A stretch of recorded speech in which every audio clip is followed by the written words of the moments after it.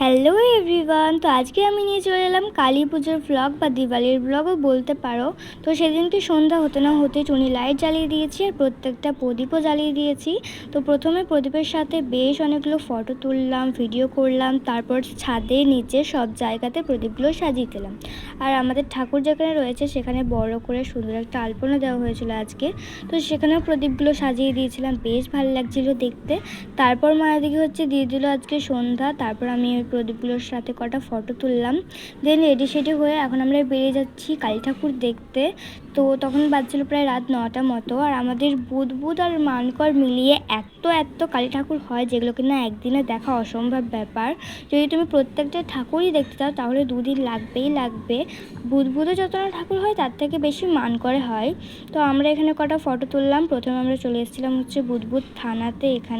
এখানে বেশ অনেকটা সুন্দর করে, এটা হচ্ছে একটা মন্দির। তো তারপর ওখানে কিছুক্ষণ ছিলাম। আর আমরা এসেছি মা, বাবা, দিদি আর আমি। আর আমাদের পাশের বাড়ি ছিল 2জন দিদি, তো ওদেরও নিয়ে চলে এসেছিলাম আমাদের সাথে।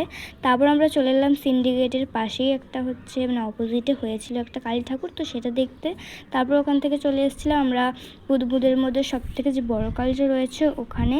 তো এত বাজি এখানে ফোটাচ্ছিল যে আমরা কাছে যেতেই পারছিলাম না, কারণ মা পড়েছিল শাড়ি আর আঁচলের মধ্যে আগুন লেগে গেলে তো হয়েই গেল।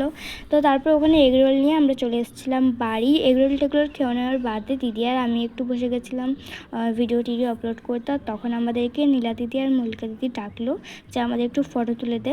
তো দিদি আর আমি নিচে যে ওদের কটা ফটো ভিডিও তুলে দিলাম। ওরা এদিকে বাজিগুলো সব ফোটাচ্ছিল, আমরাও এনজয় করছিলাম তার সাথে। তখন বাজছিল রাত 12টা।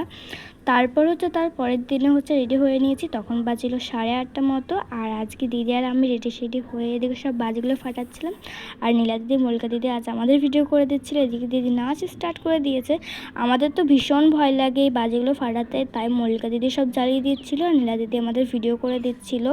আমাদের এত ভয় লাগে, আমরা প্রথমে ভাবছিলাম যে জ্বালাবো না, তারপর যাই হোক করে জ্বালিয়েই দিয়েছিল।